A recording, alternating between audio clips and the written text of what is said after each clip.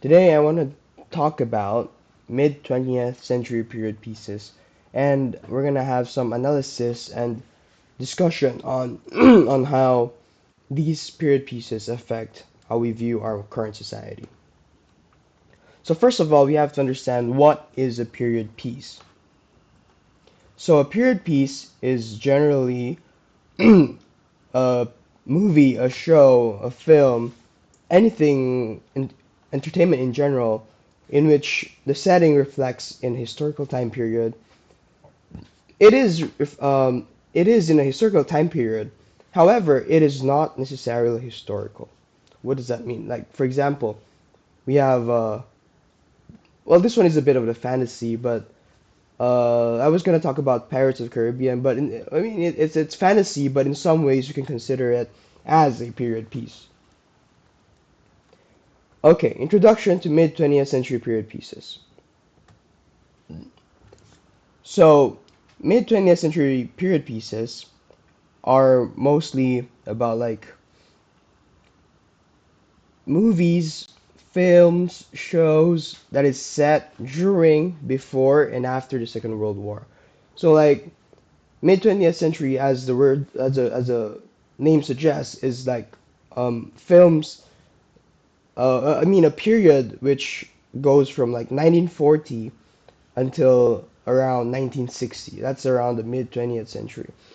And there are a lot of period pieces that are set in these time in these era, and most of them are talking about the causes of World War II, the devastation of World War II, and the after effects of World War II.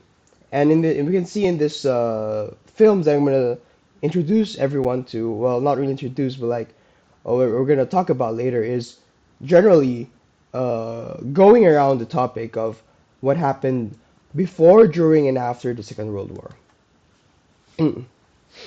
So today, the ones that I want to show, and then the shows that fall under this category are such as like The Crown. Well, partially, as you know, The Crown actually goes from the late 1940s until probably 2000s. But like in the first season of The Crown, first 1 and 2 seasons of The Crown, it is generally hovering around the mid 20th century period. And the other three are more similar in this sense, where like such as like the Band of Brothers, Pacific, Masters of the Air, they're from the same.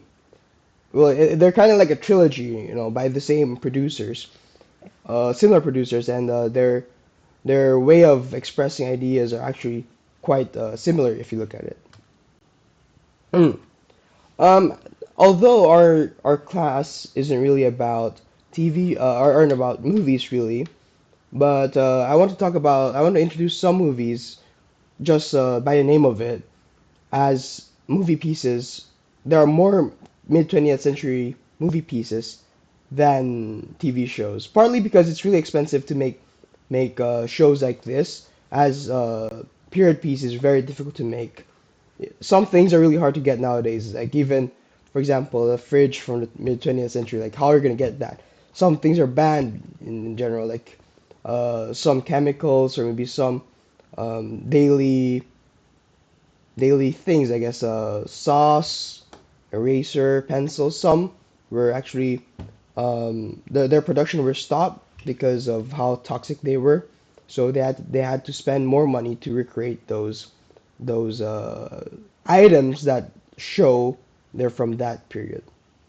So other notable movie pieces are like Saving Private Ryan, Inglourious Bastards, Oppenheimer, and Dunkirk. And Saving Private Ryan is a very famous production, a very famous movie. It's directed by Steven Spielberg and then starring Tom Hanks in it. And actually, Steven Spielberg was also directing the TV shows that I mentioned earlier, such as like not directing but producing, like Band of Brothers, The Pacific, and then as well as Masters of the Air. While Oppenheimer is by Christopher Nolan, great movie. Dunkirk, I think, is also by Christopher Nolan. It's also an absolutely great movie. all for English Bastards, I forgot to mention, is by there's this very famous director. I can't remember the name. It's out of my head right now. And his famous works were things such as Reservoir Dogs. Ah, Quentin Tarantino. Yeah, Quentin Tarantino. He directed Inglourious Bastards. He has famous movies such as I mentioned earlier, Reservoir Dogs, as well as I'm sorry, as well as Reservoir Dogs, as well as The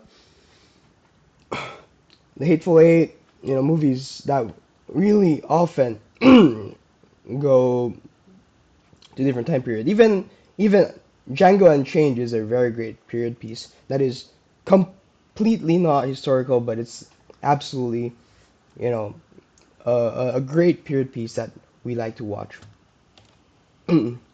So we're going to talk about the TV shows that I mentioned earlier. So The Crown, as I said earlier, it is the earlier episodes and even the first two seasons of The Crown actually is set in post World War II United Kingdom and its dominions. And it often makes references to World War II as it was still an influential war that has just ended. To make a reference to how we would see World War II would probably be like, I guess, Ukrainian-Russian war, but on a bigger scale. Like how it affects us, it's gonna affect us for sure. And uh, and during that time, after World War II, most of the countries are suffering from an economic crisis. War is very expensive, and it's really hard to keep your economy intact during that war. So The Crown, it talks about how Winston Churchill won the elections after the war, because he lost a term between. He lost a term around 1945 to 1950, and then he won his election. He won his election after missing a term, and that term went to the other party. So, anyways, this show talks about like how the king transitioned to the queen of England and its dominions.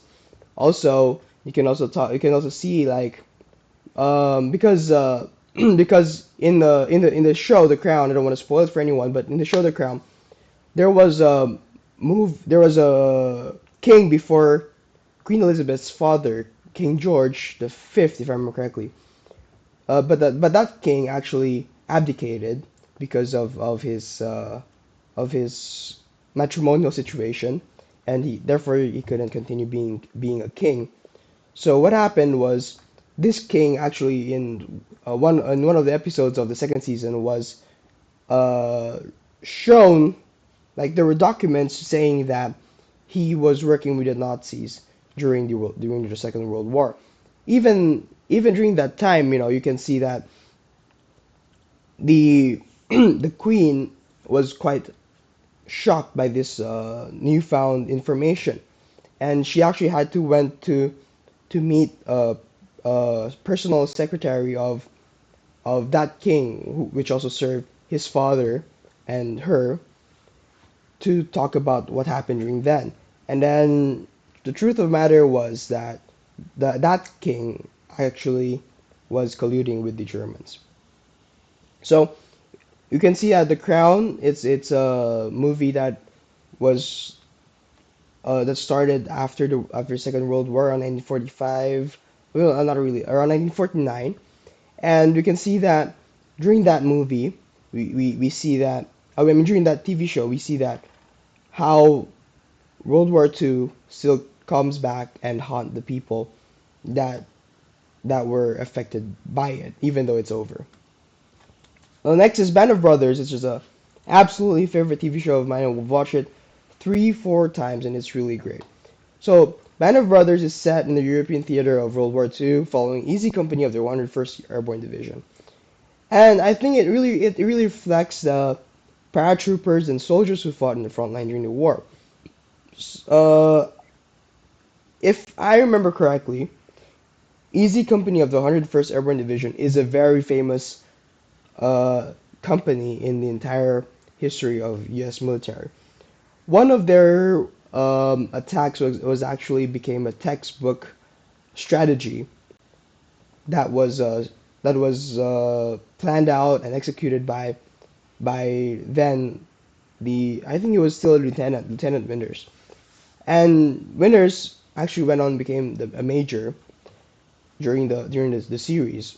So I think it is a really great show. It shows brotherhood, the emotional trauma, the pain, the suffering of soldiers, and then you can also see how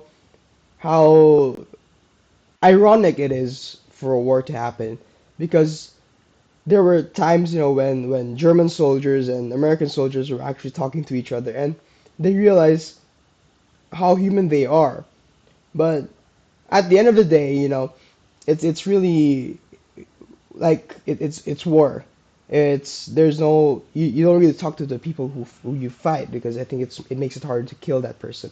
So I think that really shows in some ways some chivalric attitudes that was in the Second World War for both sides. Of course, I'm not trying to belittle the effect and then the brutal atrocities that Germans committed, but at the end of the day, they were all human, and then they were a lot of them were just trying to serve their country in their own way. Second movie was The Pacific. Second TV show is Pacific. The Pacific is set in, as the name suggests, the Pacific theater of Second World War. It follows the U.S. Marine Corps in their island hopping campaigns. And this is really interesting because the Pacific is actually showing around the life and then the experiences of different around three Marines, generally around three different Marines. The show goes around their stories, their backgrounds, and I think it really recreates a brutality and then the unforgiveness of war, especially the Pacific theater, as it was actually much more costly in terms of lives compared to the European theater. And it also realistically depicts numerous war crimes and atrocities committed by both sides during the war. During the Pacific, when you're looking at the series and then also going through some historical records, both sides were really, at their wits' end. It's completely hell. Like it's really hard to live during that time. I went to Okinawa once, and I went to the places where American soldiers fought and died, even the Japanese soldier where they fought and died. And you can see the pictures and then the the documents around surrounding that. You can see like it really is heartbreaking to see what happened during the Pacific War. And I think this TV show really shows a different perspective, although it doesn't really show all the perspectives that it as entertainment has its limits, but it does show how soldiers how soldiers were reacting to the crisis that was before them. Thirdly, Masters of the Air. It is also set in the European theater of World War II, mostly following the 100th Bomb Group stationed in the UK. And this is a really new TV show. It just came out this year. It is really great, excuse me. It's really great. But compared to the other two TV shows, there was actually considerable less brutality, and I think it really emphasizes more on the uncertainty of seeing one another after a mission. Because when you're looking at movies like The Pacific, I'm sorry, the TV shows such as The Pacific and then Band of Brothers, you can really see how they were actually there's this brotherhood, and even in this film there's a brother, and in this TV show there's a brotherhood. But the difference in these are like, you know, good friends, great friends, they're actually flying different planes, and then from time to time different planes get shot down. And when you're on a mission, you might just see your friends falling off from the sky. You don't even know if they're dead or alive. You're just gonna hope for the best that they were able to get out in time, get their parachutes out. That's it. And if they don't, then they don't.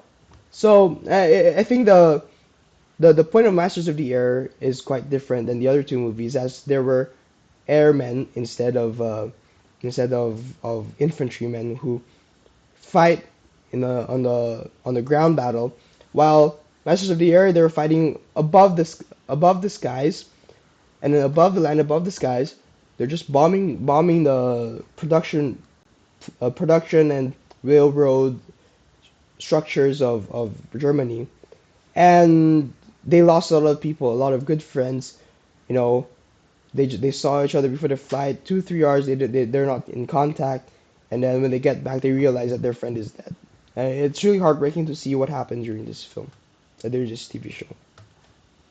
So we're gonna talk about common ground. So there's a common ground between Band of Brothers, Pacific, and Masters of the Air. I think they are a part of a trilogy by a team where Steven Spielberg is an executive producer. So this is what I said earlier. Steven Spielberg is an executive producer in all these three films. Band of Brothers in the Pacific is actually um, produced by HBO, while Masters of the Air is by Masters of the Air is by Apple TV. And the reason for that is because the Pacific didn't really make as much as HBO was expecting, so Masters of the Air had to have some other company pick them up. So Steven Spielberg actually had to went and talk to Apple TV and then to make an agreement on how it's going to be made. And I think these TV series not only demonstrate the brutality of the war, but also the emotional torment that they were suffering during and after. The second, we'd seen that The Crown may be it seems like it's irrelevant to this category. But I want to address that, as I said earlier, the earlier seasons of The Crown is a great demonstration on the situation of post-World War II UK. And it's actually really changing in a way that before the war, UK was a superpower, global superpower. They were in control of a lot of colonies all over the world. But after the war, there was sense of independence coming on and about, and the UK just didn't have the money, the manpower, and the equipment to handle different uprisings all over the world. This led to the collapse of the empire of UK. And as I said earlier, some episodes will mention of how King and other members of the royal family were Nazi supporters. This was really controversial as a lot of people died in the UK during the war. So if this information were to be released, well, I mean, it is released now, but if you're watching a show, if it was going to be released, it is very damaging to the monarchy. So, conclusion, World War II, I think, is one of the most influential wars in the modern era. And I think a good way of saying this is World War II is a continuation of the First World War. It's in general, it's a more, it was a bad period of our history, one war after the other, and then now we're in a more, we don't really have a major war that is happening for the for the past uh, for the past 80 years. Last one being the Second World War. So you can see that World War II was really devastating to the world, and then as naturally there's going to be a lot of entertainment, fiction, story, literature on this topic. TV shows that were mentioned bring a sophisticated light on the situations that were faced by the people, by the soldiers, by everyone that was in the war, even like civilians, the leaders, everyone had a difficult time managing the situation of war. And it also, I think, makes us rethink on the issues that we can answer real thinking. This is a very vague statement, but what I mean by this is, like, we often have really fast thinking. Let's say I give you an apple. We can say this apple is good, this apple is bad, but we don't really. I don't think we can use the same method of history. I have a very controversial thought that I think is very true and I hold true even until this day is that Hitler we cannot say Hitler is an absolute evil. I think that is a very dangerous thing to say because when we say Hitler is a very is an absolute evil, it actually makes us it makes us think that no one like Hitler can come again. Like there's no one like Hitler that's gonna be out there again because he is a manifestation of the devil. So I think that when we rethink on these issues, we can see how different lives like Hitler. I mean, how Hitler was a great statesman in his country. If we're gonna disregard his ideology, he was actually really charismatic and was able to convince the people to do the brutality that they were bringing upon the people of Germany, especially the Jewish Polish people of Germany, of their territories. I mean, okay. So it also make us understand of what soldiers endure during the war to uphold moral standards. Like example is U.S. soldiers and then the U.S. soldiers in Pacific and European theater, even the UK soldiers, soldiers around the world, they were fighting to uphold a moral standard. When two strong ideas of moralities stand, I think that's where they have to fight it out, and that's where disaster and destruction is coming. So I think we need to have different ways to to talk to each other, to discuss, to debate. I think war movies, war films in general are not really and shouldn't be pro-war. I think they should be more pacifist, as every soldier around the world in the history of mankind, every recorded soldier, it's just been terrible, horrible, terrifying for everyone. And now I have successfully unclassified all these information, and I would like to thank you for listening until now. Thank you.